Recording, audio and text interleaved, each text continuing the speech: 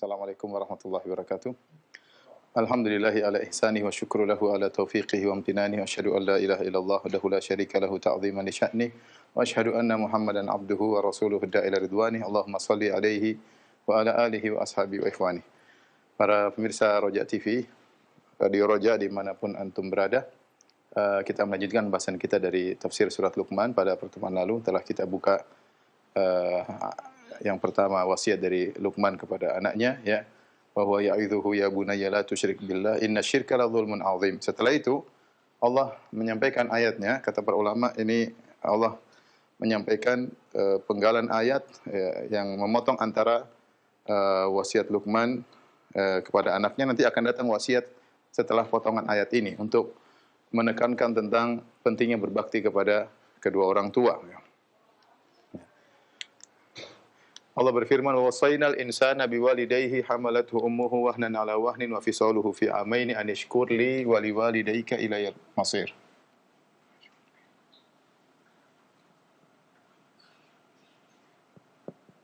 Ilayal masir. Taib.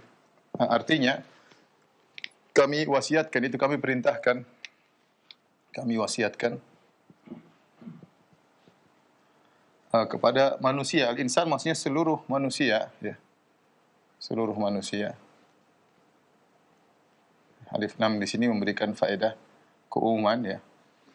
Biwalidayhi, kepada kedua orang tuanya, yaitu wasiat untuk berbuat baik, untuk berbakti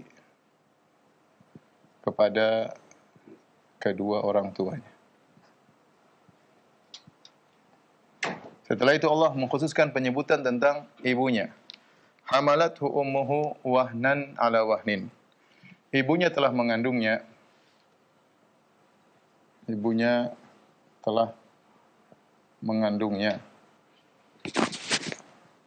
dalam kondisi lemah, dalam kondisi kelemahan di atas kelemahan. Di atas kelemahan. Wa fisaluhu fi amain, dan menyusuinya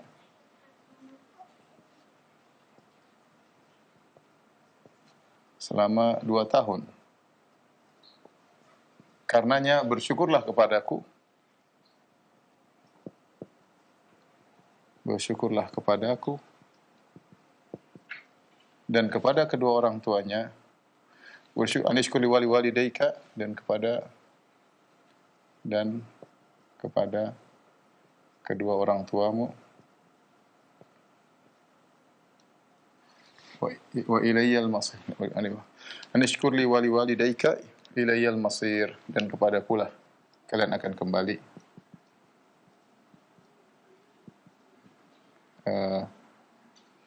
Kepadakulah kembalinya kalian. Ya, tempat kembali.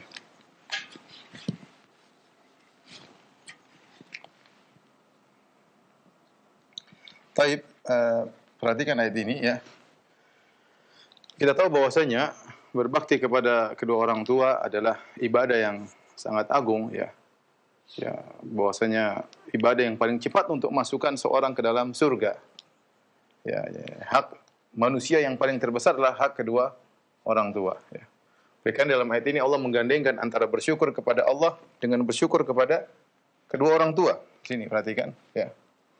Allah menggandengkan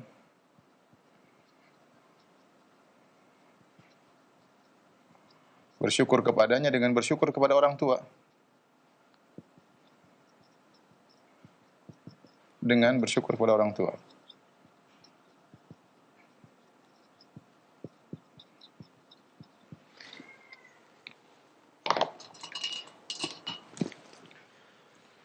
Kemudian di sini Allah mengkhususkan penyebutan tentang seorang ibu, ya.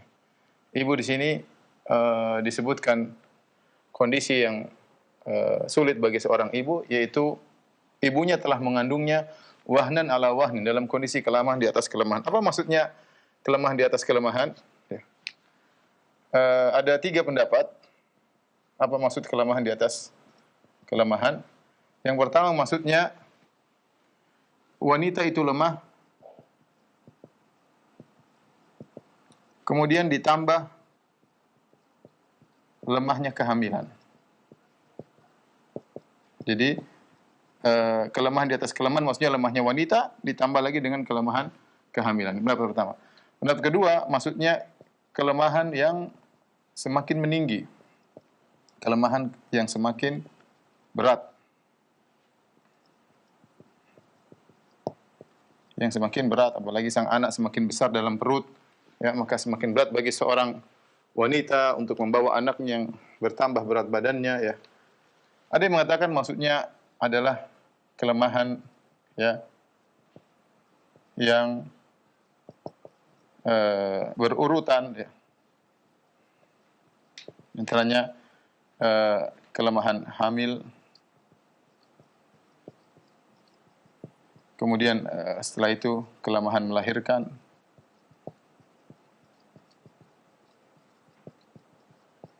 setelah itu kelemahan nifas, ya, dan lain-lain, ya. Ini semua menunjukkan memang seorang wanita sangat berat ketika mengandung seorang anak. Ini kita tahu, dulu kita ketika membaca ayat seperti ini kita hanya mendengar cerita. Tapi ketika kita menikah, kita punya istri, kita lihat bagaimana istri kita begitu susahnya dalam kondisi mengandung, ya. Sering juga muntah-muntah, terkadang sampai ada yang masuk rumah sakit. Belum lagi ada ngidamnya, dan ini juga orang Arab mengenal juga namanya waham, yaitu ngidam, ya. Dan banyak cerita-cerita bagaimana sulitnya seorang wanita tatkala mengandung seorang anak, ya. Intinya dia mengalami kelemahan di atas kelemahan. Belum lagi dia menyusui selama 2 tahun, ya.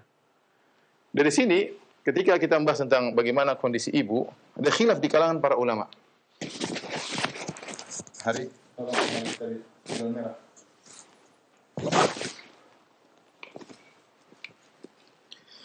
Permasalahan, ya.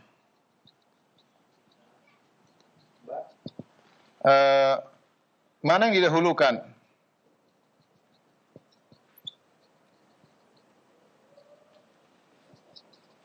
Berbakti kepada ibu atau kepada bapak? Atau ayah?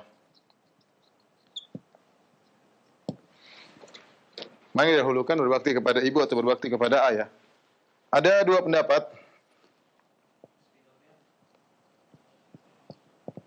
Yang pertama, pendapat mayoritas ulama, jumhur ulama. Yang kedua, pendapat Imam Malik.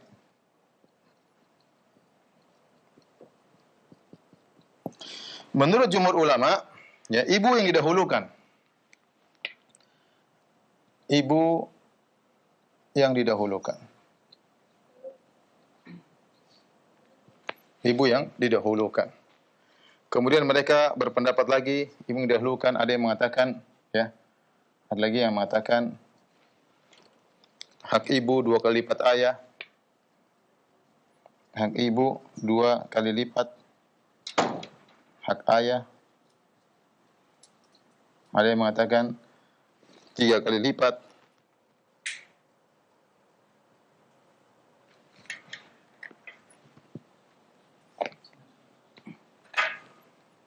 Lipat, ada yang mengatakan 4 kali lipat. Adapun Imam Malik mengatakan hak ibu sama dengan hak ayah. Hak ibu sama dengan hak ayah. Oleh karenanya, ketika Imam Malik ditanya oleh seorang, wahai Imam Malik, ya, inna abi fi Sudan kataba ilayya an aqdim ilayya. Ayahku menulis surat kepadaku, datanglah kepada ayahku, sementara ayahku jauh. Wa inna ummi tamna'uni. Adapun ibuku melarang aku untuk pergi ke ayahku bersafar. Apa yang harus aku lakukan? Apa kata Imam Malik? Ati abak wa la ta'si ummak. Kata Imam Malik, taati ayahmu dan jangan kau melawan ibumu. Gimana caranya? Ya, bapaknya suruh pergi ke luar kota, ibunya bilang jangan pergi. Imam Malik ditanya, kata Imam Malik, taat sama ayahmu, jangan melanggar ibumu. Ini menunjukkan Imam Malik memandang bahwasanya keduanya sama dalam hak ketaatan. Ya, ada yang mengambil maksudnya Imam Malik itu, ada yang mengatakan Imam Malik maksudnya yaitu ibunya dibawa kemudian bersafar bersama dia menuju ayahnya.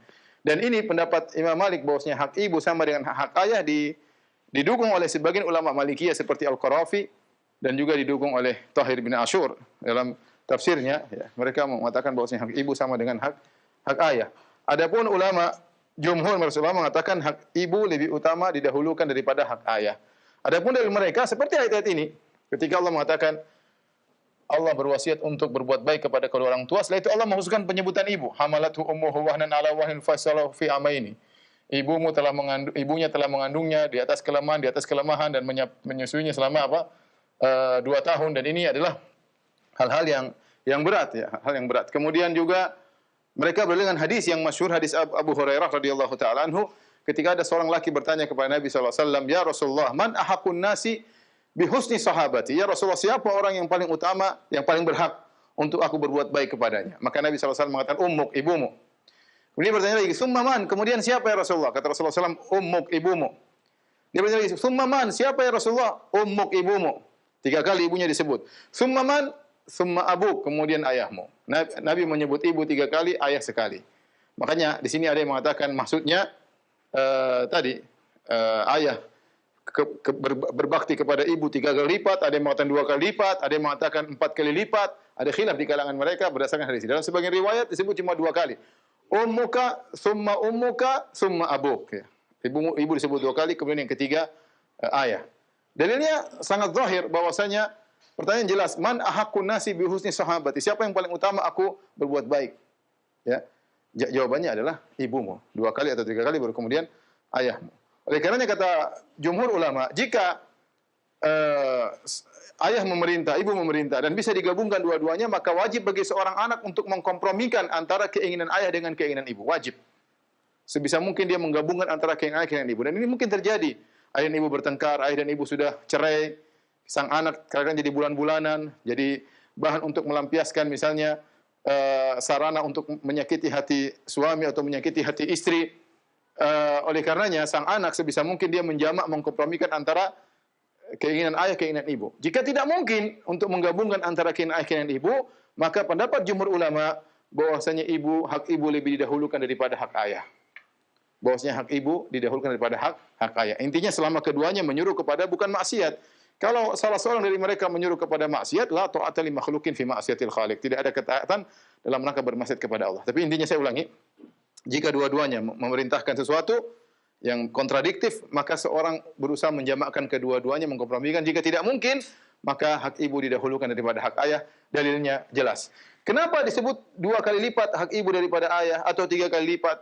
Karena mereka mengatakan kondisi ibu tidak dialami oleh ayah. Seperti kondisi apa? Kondisi mengandung. Ini ayah tidak merasakan. Yang kedua, kondisi melahirkan. Ayah juga tidak merasakan.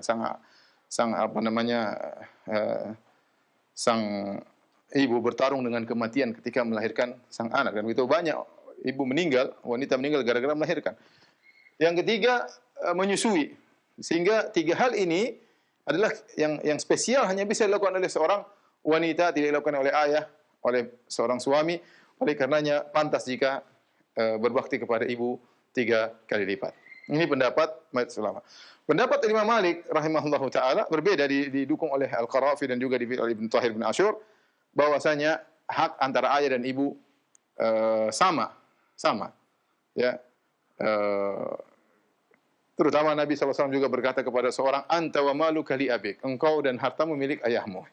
Dan ayah bukan tinggal diam di rumah ya. Kita tahu ayah bekerja dengan keras mencari nafkah keluar, ya, ibunya di rumah. Memang ibu memiliki kesulitan dalam mengandung anak, kemudian melahirkan, menyusui, tapi ayah juga tidak sedikit jasanya mencari nafkah, kemudian menjaga kehormatan keluarga, ya, kemudian harus bertarung juga dalam pekerjaannya dengan cacian, makian, bahkan dengan kematian.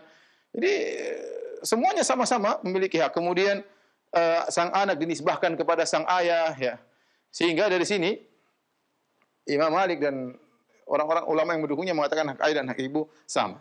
Baik, mana yang lebih kuat? Wallahu a'lam bishawab. Bagaimana sikap ulama yang mengatakan hak ayah dan ibu sama dengan hadis Abu Hurairah tadi? Mereka mengatakan hadis Abu Hurairah ketika Nabi ditanya siapa yang paling berhak untuk kita berbuat baik kepadanya, kata mereka hadis itu berkaitan dengan sang penanya, kondisi sang penanya yang mungkin baru saja meninggalkan jahiliyah, dan kita tahu bahwasanya di jahiliyah orang-orang tidak mempedulikan hak wanita, ibu tidak dianggap.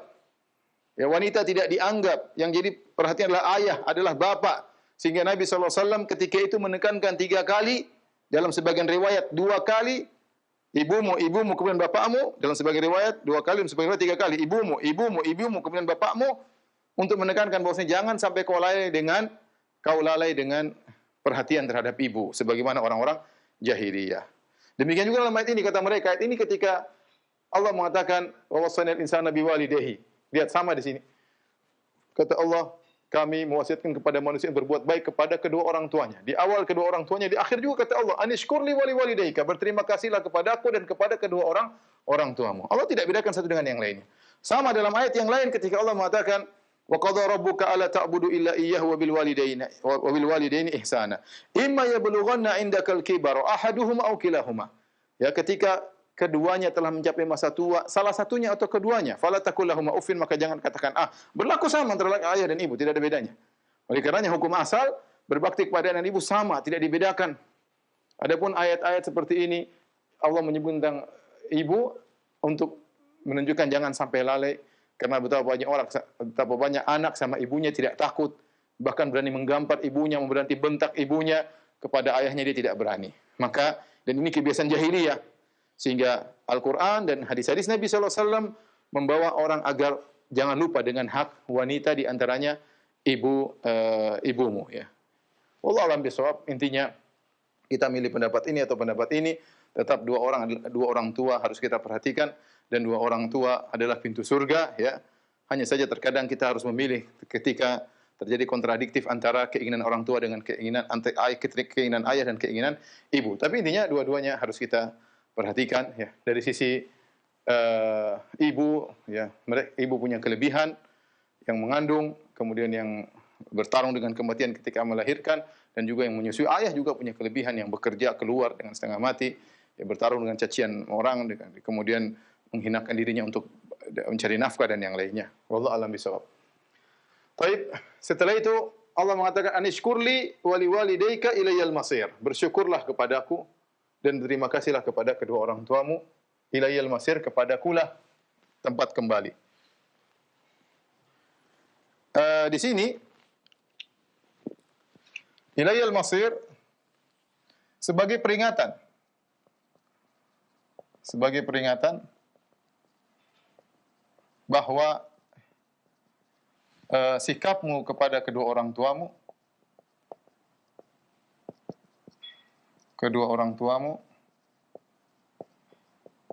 akan ada balasannya, akan ada pertanggungjawabannya di akhirat nanti. Makanya Allah ingatkan, memang tidak mudah berbakti kepada kedua orang tua. Makanya Allah ingatkan ilayyal masir. Perhatikan, bersyukur kepada aku dan bersyukurlah kepada kedua orang tuamu. Ketika Allah menggandingkan bersyukur kepadanya dan bersyukur kepada orang tua, ini dalil bahwasanya, ya, bahwasanya barometer iman dan syukur kepada Allah bisa diukur dengan tingkat berterima kasih kepada orang tua, kepada kedua orang tua. Baik, tolong dihapus. Kemudian ayat berikutnya, ayat yang ke-15, kata Allah Subhanahu wa taala, "Wa in jahadaka 'ala an tusyrika bi ma laysa laka bihi 'ilmun fala tuti'huma wa sahibuhuma fid dunya ma'rufa wattabi' sabila man anaba ilayya thumma ilayya marji'ukum fa unabbi'ukum bima kuntum ta'malun." Kata Allah, "Wa in jahadaka," jika keduanya, itu ayat ini para ulama mengatakan turun kepada kisah Sa'ad bin Abi Waqqas radhiyallahu taala anhu, yang ibunya sangat sayang kepada dia dan dia pun sangat berbakti kepada ibunya. Namun ibunya sangat benci dengan Islam. Ya, makanya ibunya kemudian memaksa Sa'ad bin Abi Waqqas untuk meninggalkan Islam dan kembali kepada kesyirikan. Ya, bahkan ibunya mengancam kepada Sa'ad bin Abi Waqqas, kalau kau tidak kembali musyrik, maka aku akan mogok makan, mogok minum sampai aku meninggal dunia. Kalau aku meninggal dunia, maka orang-orang akan mencercamu dan memanggilmu wahai Sa'ad, ya qatila ummi, wahai pembunuh ibunya. Kata Sa'ad bin Waqqas, ya ummi, la taf'ali, jangan kau lakukan. Tetapi akhirnya tetap saja ibunya bertahan mogok makan, mogok minum agar anaknya bisa musyrik kembali. Maka turunlah ayat ini, wa in jahadaka ala an tusyrika bi, jika kedua orang tuamu memaksamu untuk berbuat syirik kepadaku, ma laisa laka bi'ilm, yang kau tidak punya ilmu tentangnya, fala tuti'huma, maka janganlah kau taat kepada keduanya. Tetapi wasahibuhuma fid dunya ma'rufa, tetapi berbaktilah atau bergaulilah mereka berdua di dunia dengan cara yang baik. Wattabi' sabila man anaba ilayya, dan ikutilah jalan orang yang kembali kepadaku. Tsumma ilayya marji'ukum, dan kepadakulah kalian tempat kembali. Fa unabbi'ukum bima kuntum ta'malun, dan aku akan kabarkan kepada kalian tentang apa yang telah kalian lakukan. Ya. Perhatikan di sini Allah berfirman, wa in jahadaka ala an tusyrika bi. Artinya jika keduanya memaksamu. Keduanya memaksamu untuk berbuat syirik kepadaku.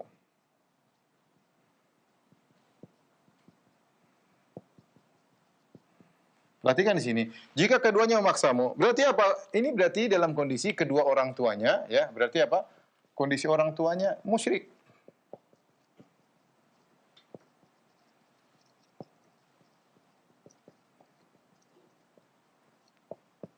Sudah musyrik, maksa lagi. Sudah musyrik,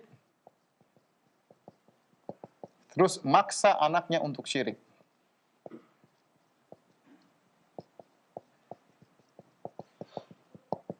Saya menekankan poin ini. Apa kata Allah? Fala tuti'huma, janganlah taat kepada keduanya. Fala tuti'huma. Ya. Tetapi wasahibhuma fid dunya ma'rufa.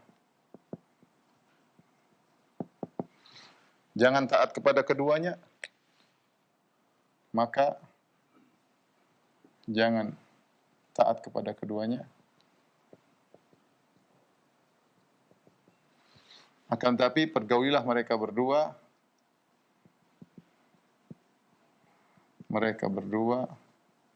di dunia dengan cara yang baik,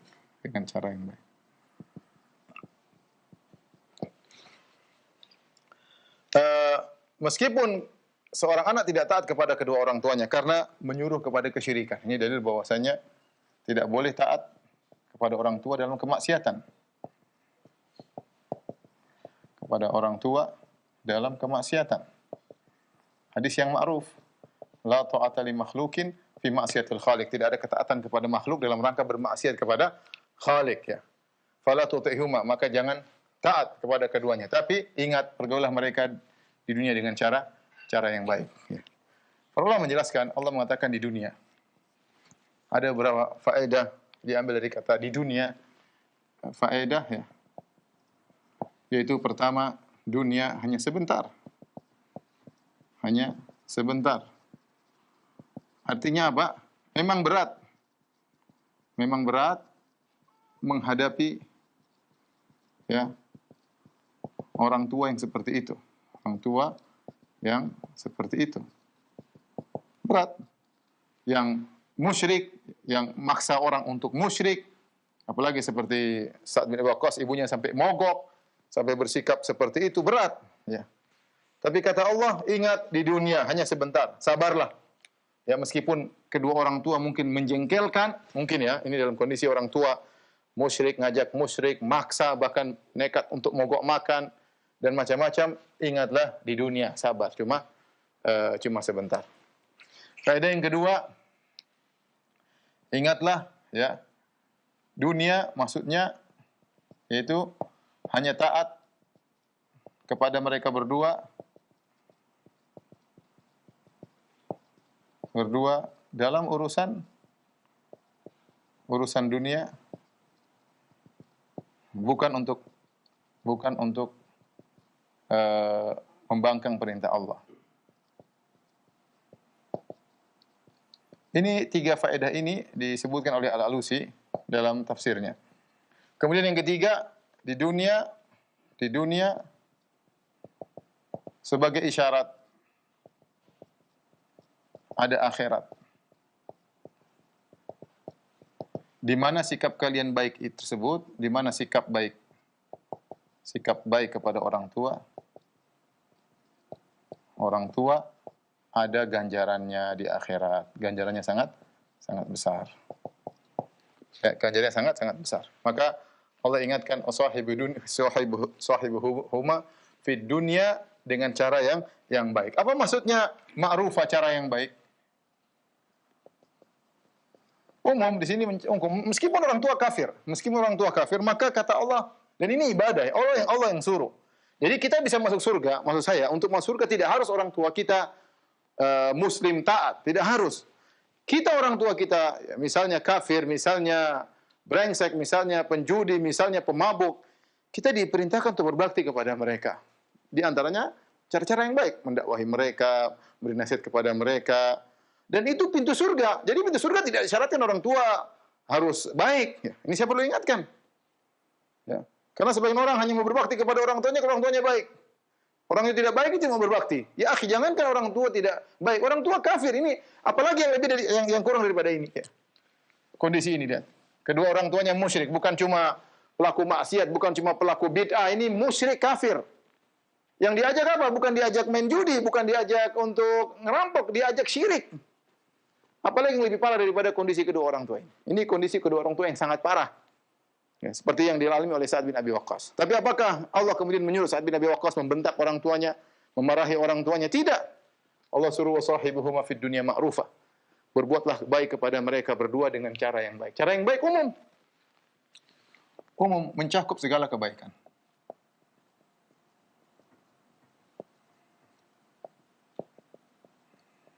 Ya. Makanya saya sering ditanya, Ustaz, orang tua saya begini, Ustaz. Orang tua saya penjudi misalnya, Ustaz. Orang tua saya, ayah saya meninggalkan saya ketika saya masih kecil.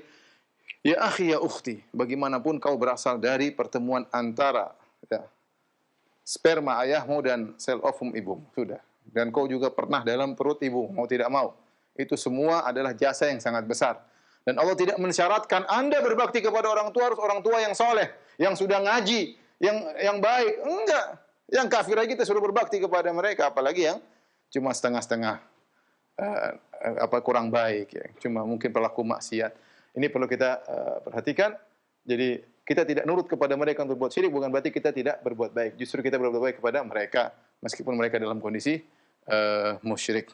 Wallahu alam bissawab. Kemudian kata Allah Subhanahu wa taala selanjutnya, wattabi' sabila man anaba ilayya, dan ikutilah jalan orang yang kembali kepadaku. Summa ilayya marji'ukum, dan kepadakulah tempat kalian kembali. Fa unabbi'ukum bima kuntum ta'malun, dan aku akan kabarkan kepada kalian tentang apa yang kalian kerjakan. Ini semua peringatan bagi kita bahwasanya sikap kita kepada orang tua itu tidak ada yang luput dari perhatian Allah. Semua sikap kita. Orang tua dalam kondisi musyrik, orang tua dalam kondisi misalnya pelaku maksiat, ya, semuanya menjadi perhatian Allah dan semuanya akan dikabarkan oleh Allah. Fa unabbi'ukum, ya. Maka aku akan kabarkan kepada kalian tentang apa yang kalian lakukan, bagaimana sikap kalian terhadap kedua orang tua kalian. Baik. Setelah itu Allah Subhanahu wa taala, tolong dihapus ya. Setelah itu Allah Subhanahu wa taala, ini tadi namanya jumlah i'tiradhiyah, yaitu kalimat yang Allah masukkan ya untuk menguatkan wasiat daripada Luqman Al-Hakim kepada putranya. Setelah itu Allah kembali menyebutkan tentang wasiat Luqman kepada anaknya. Kata Allah Subhanahu wa taala, "Ya bunayya, innaha in takum mithqala habbatin min khardalin fatakun fi sakhratin aw fis samawati aw fil ardi ya'ti biha Allah, innallaha latifun khabir." Wahai putraku, sungguhnya tidaklah hal tersebut meskipun hal tersebut hanya seberat habbah, sebiji dari min khardal, semacam tumbuhan yang orang Arab dahulu mengungkap suatu yang sangat sedikit dengan khardal, habba min khardal, biji dari suatu tumbuhan. fatakun fi sakhrah. Kemudian biji yang sangat kecil tersebut berada dalam batu, au fis samawati, atau di langit, au fil ardi, atau di bumi, ya'ti biha Allah, maka Allah akan mendatangkan hal tersebut. Innallaha latifun khabir. Sungguhnya Allah Maha halus dan Allah Maha mengetahui yang detail-detail. Baik, apa maksud ayat ini? Ayat ini ada dua pendapat di kalangan para ulama. Maksudnya innaha intaku. Sungguhnya itu meskipun sedikit, apa maksudnya yang itu meskipun sedikit? Benar pertama mengatakan maksudnya rizki. Yaitu Luqman Al-Hakim sedang menasihati anaknya untuk yakin dengan rezeki, bahwasanya rezekimu tidak akan kabur. Meskipun rezeki tersebut berada dalam batu tersembunyi, Allah akan hadirkan buatmu. Ya. Meskipun rezeki tersebut berada di dalam tanah, Allah akan datangkan buatmu. Meskipun rezeki tersebut berada di langit, di angkasa sana, Allah akan datangkan bagimu. Sehingga anaknya harus sadar bahwasanya rezeki sudah dijamin. Seorang berusaha dari rezeki tersebut tidak akan lari darinya. Anna nafsan inna ruhal qudus nafatha fi ru'i, kata Nabi SAW, sungguh Jibril telah membisikkan ke dalam jiwaku atau memberi wahyu kepadaku, anna nafsan lan tamuta hatta tastakmila rizqahu, bahwasanya suatu jiwa tidak akan meninggal sampai dia telah menyempurnakan rezekinya, ya. Wattaqullaha wa ajmilu fi talab, maka bertakwalah kepada Allah dan mencari rezeki, dan cari rezeki dengan cara yang baik, karena rezeki tidak akan lari. Apa yang Allah sudah catat, meskipun sekecil biji sawi kalau bahasa kita, atau sekecil sedikit pun, meskipun terletak dalam batu, bayangkan dalam batu, gimana siapa yang mau ambil? Allah akan keluarkan, karena rezekimu tidak akan hilang. Yang penting kau berusaha. Di sini Luqman menanamkan kepada anaknya untuk yakin akan hal tersebut. Ini pendapat pertama. Pendapat kedua, pendapat mayoritas ulama, yang dimaksud dengan innaha intaqu, maksudnya perkara tersebut meskipun sekecil biji sawi atau sekecil biji khardal, maksudnya adalah maksiat maupun ketaatan. Yaitu Allah ingin menjelaskan bahwasanya Luqman menasihati putranya dengan mengatakan, wahai putraku, apapun yang kau lakukan, kebaikan sekecil apapun, ya meskipun kebaikan tersebut tersembunyi dalam batu, nggak ada yang lihat. Sudah masukin dalam batu, nggak ada yang lihat, ya nggak ada yang tahu. Tidak kau share di Facebook, tidak kau share di Instagram, anakmu nggak lihat, istrimu nggak lihat, ya temanmu nggak lihat. Tangan kirimu tidak melihat apa yang diinfakkan oleh tangan kananmu, tersembunyi dalam batu, enggak ada yang lihat. Au fil ardi, atau tertancap dalam bumi. Au fis samawati, au fil ardi, atau terlemparkan fis samawati, di angkasa luar sana. Kalau itu kebaikan sedikit apapun, ya'ti bihallah, Allah akan datangkan pada hari kiamat. Allah akan datangkan pada hari kiamat. Ini pendapat pertama. Ini penjelasan di antara ketaatan, tidak akan ada yang lolos dari catatan Allah dan akan ada balasannya. Makanya Allah mengatakan, "Faman ya'mal mithqala dzarratin khairan", barang siapa melakukan kebajikan meskipun sebesar dzarrah, sekecil dzarrah, ya dia akan melihat hasilnya, ya. Makanya kata Nabi SAW dalam hadisnya, la tahkiranna minal ma'rufi syai'an walau an talqa akhaka biwajhin taliq. Jangan kau meremehkan kebaikan sedikit pun meskipun hanya tersenyum ketika ketemu saudara. Kalau senyumnya tersebut adalah kebajikan, ya, meskipun kamu senyum ternyata orangnya nggak lihat, misalnya, nggak ketahuan, tapi Allah tahu, jangan khawatir, akan ada pahalanya, ya. Ittaqun nar walau bisyaqqit tamrah, jagalah diri dari neraka jahanam meskipun hanya dengan bersedekah sepenggal korma. Kau nggak punya apa-apa, cuma sepenggal korma, ya. Yang penting kau tulus, maka ini ada nilainya di sisi Allah Subhanahu wa taala. Sebagaimana kebaikan yang disembunyikan atau tidak kelihatan oleh orang sekecil apapun, ya, jadi kebaikan sekecil apapun dan tidak diketahui siapapun, Allah akan datangkan. Demikian juga maksiat. Ada maksiat yang kecil, ya, kemudian tersembunyi dalam batu, atau tersembunyi dalam tanah, atau tersembunyi di luar angkasa, Allah akan datangkan, ya, maksiat tersebut pada hari kiamat kelak. Karena hati-hati, Allah ya'lamu kha'inatal a'yun wa ma tukhfi sudur. Allah mengetahui pengkhianatan lirikan mata, dan Allah mengetahui apa yang disembunyikan oleh dada. Semua lirikan mata kita Allah tahu. Demikian juga semuanya yang disembunyikan dalam dada kita, ya, semuanya yang disembunyikan, ya, disembunyikan, baik ikhlas, ya, baik ketaatan maupun maksiat, riya, ujub, suudzon, sombong, angku, dan yang lainnya, merendahkan orang, ya, maka ini semua akan Allah datangkan pada hari kiamat kelak, ya. Innallaha latifun khabir. Kenapa Allah Maha halus dan Allah Maha khabir, mengetahui secara detail segala sesuatu. Kemudian Luqman berkata, "Ya bunayya aqimis salata wa'mur bil ma'ruf." Wahai putraku, dirikanlah salat. Ya, ini nasihat bagaimana bermuamalah kepada Allah. Aqimis salata, dirikanlah salat, wa'mur bil ma'rufi, dan beramar ma'ruf, wanha 'anil munkar, dan laranglah dari kemungkaran, wasbir ala ma asabak, dan sabarlah atas apa yang menimpamu. Wasbir ala ma asabak, ya. Seakan-akan Allah mengatakan ketika Luqman menyuruh putranya untuk beramar ma'ruf nahi munkar, terutama bernahi munkar, orang melakukan amar ma'ruf nahi munkar, terutama bernahi munkar, dia akan mengalami hal-hal yang tidak dia sukai, ya. Dan demikianlah kalau orang bernahi munkar. Kenapa? Karena dia bernahi munkar, dia menghalangi orang dari kelezatan. Orang melakukan kemungkaran, kenapa? Dia merasakan kelezatan. Orang mabuk senang dengan mabuknya, orang berzina senang dengan zinanya, orang makan riba senang dengan keuntungannya, ya. Orang joget-joget kemudian nyanyi senang dengan kelezatan musik, ya. Orang melihat hal yang haram karena kelezatan pandangan. Kemudian datang seorang mengatakan tidak boleh, Ini enggak mengusik. Mengusik orang yang sedang tenggelam dalam kelezatan. Nah, orang tersebut tidak semua orang kemudian bisa menerima usikan tersebut. Mereka terusik, akhirnya mereka membalas.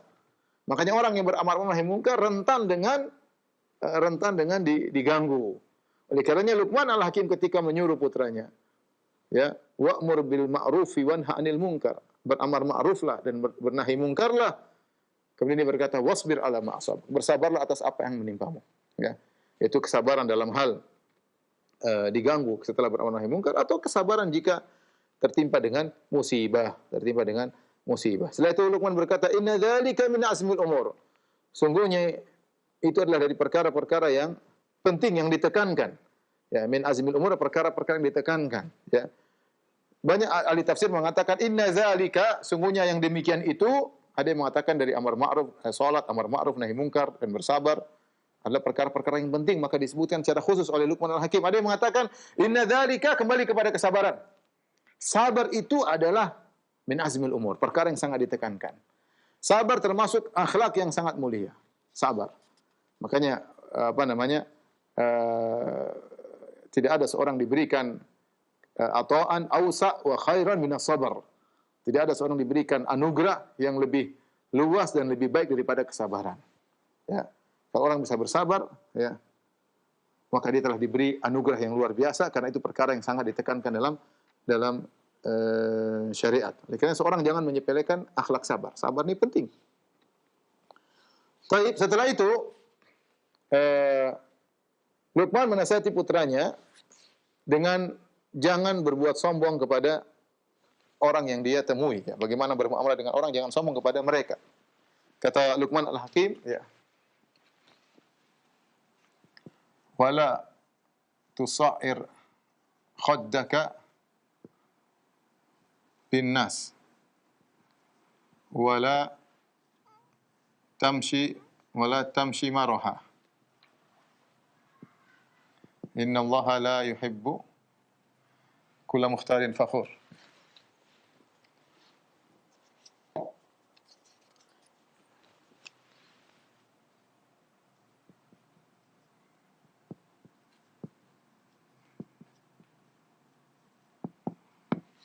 waqsidi fi masyik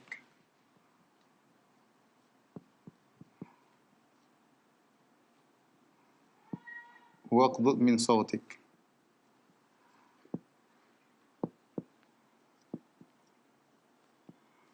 Inna ankaral aswati la sautul hamir.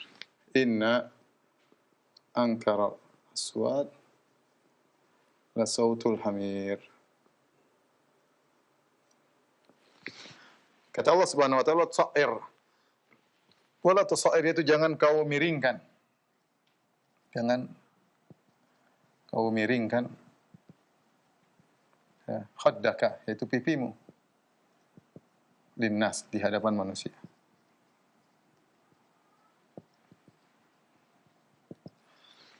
Disebut sa'ar adalah penyakit yang menimpa onta. Kalau terkena onta, maka onta itu akan memiring-miring lehernya.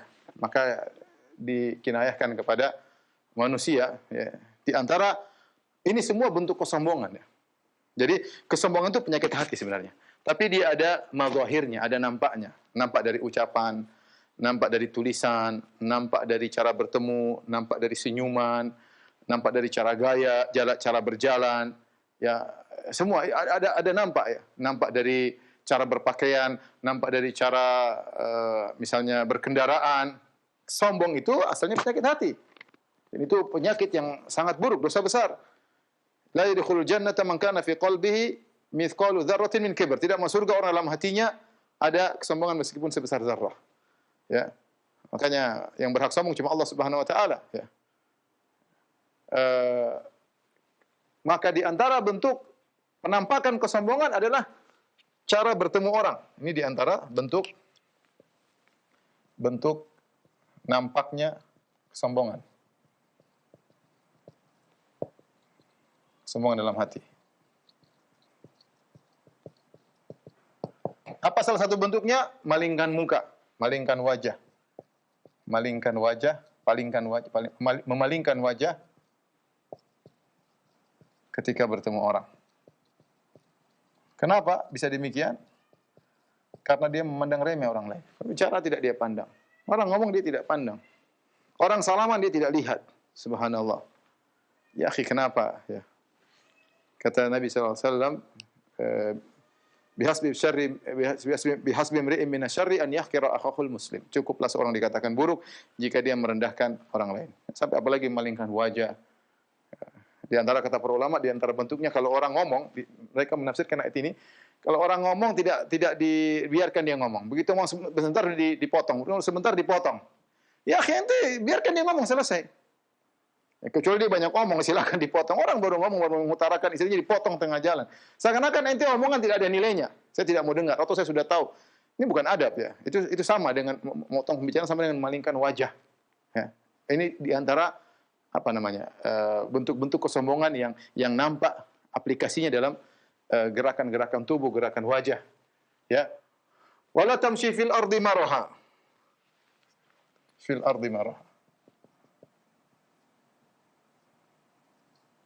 Jangan berjalan di atas muka bumi dengan marah. Jangan berjalan. Ini di antara bentuk yang lain. Berjalan di bumi, di atas muka bumi, di atas bumi dengan sombong, congkak. Congkak. Ya. Dari apa? Innallaha la yuhibbu kulla mukhtalin fakhur. Ini congkak. Kenapa? Allah tidak suka semua orang yang mukhtar, ini sama, sombong. Mukhtar artinya sombong. Fakhur juga artinya sombong. Cuma ada yang, para sebagian ulama seperti Syekh Sa'di menafsirkan mukhtar ini berkaitan dengan apa? Dengan kesombongan dalam penampilan,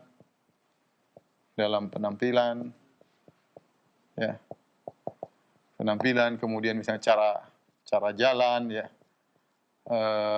cara berpakaian, dan lain-lain, ya. Adapun fakhur, ya, sangat sombong, itu kesombongan dalam perkataan, ya, dalam perkataan, ya. Tamshi fil ardi maraha, ini kesombongan dalam bentuk mengungkit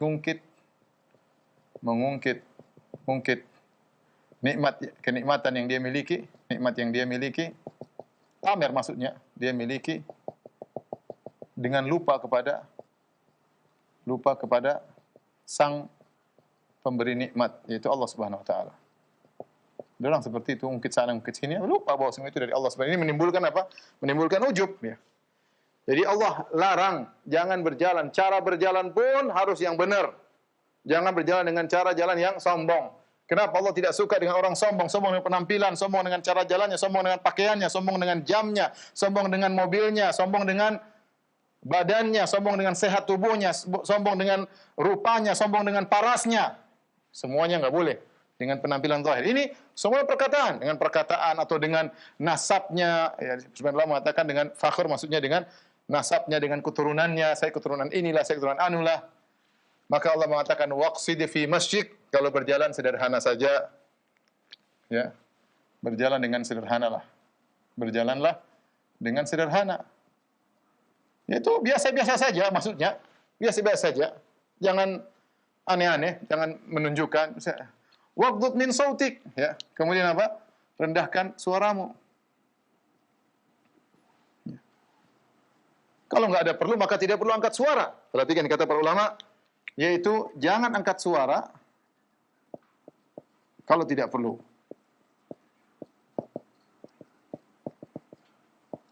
Jadi orang suka angkat suara, teriak-teriak, itu sikap yang buruk. Kalau ada perlunya, tidak apa-apa. Kenapa? Kalau ternyata suara paling besar adalah orang paling hebat, maka yang paling hebat adalah hamir, yaitu keledai. Keledai apa kedelai? Keledai ya. Inna angkaral aswati la sautul hamir. Sungguhnya suara yang paling buruk adalah suara yang paling buruk. Ya. Suara keledai, dongki. Maksudnya, besarnya suara tidak menunjukkan mulianya seseorang. Seakan-akan Allah ingin bantah. Kalau kau merasa suara paling besar orang paling mulia, berarti hamir, dongki lebih mulia daripada kamu. Suaramu masih kalah besar daripada suara hamir. Ini semua adalah berbicara tentang adab-adab ya kepada manusia yang diajarkan oleh Luqman Al-Hakim kepada putranya. Dan ini menunjukkan ikhwan bahwasanya akhlak kepada orang lain itu bukan perkara yang sepele dalam syariat. Syariat memperhatikan masalah akhlak, ya. Syariat memperhatikan masalah akhlak sampai wasiat Luqman Al-Hakim juga berkaitan dengan masalah akhlak. Baik. Di penghujung, jadi wasiat Luqman sudah selesai. Saya sudah pernah sampaikan bahwasanya Al-Alusi menyebutkan sekitar 28 wasiat Luqman. Kemudian setelah itu Tatabba Ibnu Asyur dalam tafsirnya Tahrir wa Tanwir, sisanya sehingga terkumpul sekitar 70 wasiat-wasiat Luqman. Kita akan bacakan sebagian kecil dari wasiat-wasiat Luqman yang tidak dinukil oleh Allah Subhanahu wa taala. Seperti dia berkata, Luqman berkata, "Ya bunayya, iyyaka wad-dain fa innahu dhullun nahari wa hammul lail." Wahai putraku, hati-hatilah engkau dengan hutang. Sungguhnya hutang itu adalah kehinaan di siang hari dan kegelisahan di malam hari. Saya ulangi, kata dia, wahai putraku, hati-hatilah engkau dengan hutang. Sungguhnya hutang adalah kehinaan di siang hari dan kegelisahan di malam hari. Dan ini benar, Rasulullah SAW telah bersabda dalam hadisnya, la tukhifu anfusakum ba'da amniha. Janganlah kalian menjadikan diri kalian khawatir setelah kalian sebelumnya dalam kondisi nyaman. Di antaranya gara-gara hutang. Ya. Kemudian juga beliau berkata di antaranya, man sa'a khuluquhu kasura ghammuhu. Perhatikan perkataan yang indah. Man sa'a khuluquhu, barang siapa akhlaknya buruk, kasura ghammuhu, maka dia sering bersedih. Benar, kenapa? Karena coba akhlak yang buruk, suka marah-marah ya, berarti suka sedih. Gelisah hidupnya. Suka balas dendam, gelisah. Sombong merendahkan orang lain, hidupnya gelisah. Ya. Orang yang buruk akhlaknya sering gelisah, sering tidak tentram. Beda dengan orang coba pemaaf, tenang, ya. Merendahkan diri, tidak angkuh. Kalau orang merasa tinggi, sedikit ada omong sedikit merasa diusik, sedikit omong sedikit merasa disaingi. Jadi akhlak buruk seperti itu. Ya. Kemudian beliau berkata, wa naqlus suhur min mawadhi'iha aisar min ifhami man la yafham. Memindahkan gunung batu dari tempatnya atau batu yang besar daripada tempatnya lebih mudah daripada memahamkan orang yang tidak bisa paham. Memahamkan orang yang tidak bisa paham.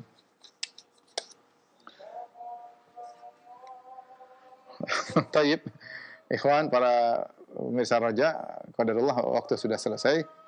Insyaallah kita lanjutkan pekan depan. Untuk sementara tidak ada tanya jawab karena setelah ini saya ada kajian yang lain. Saya mohon maaf kepada para pemirsa Raja TV dan Radio Raja dimanapun Anda berada. Semoga Allah senantiasa memberkahi kita seluruhnya. Dan kita lanjutkan pengajian kita tentang tafsir surat Luqman pada pekan berikutnya biidznillah taala. Wabillahi taufiq wal hidayah. Assalamualaikum warahmatullahi wabarakatuh.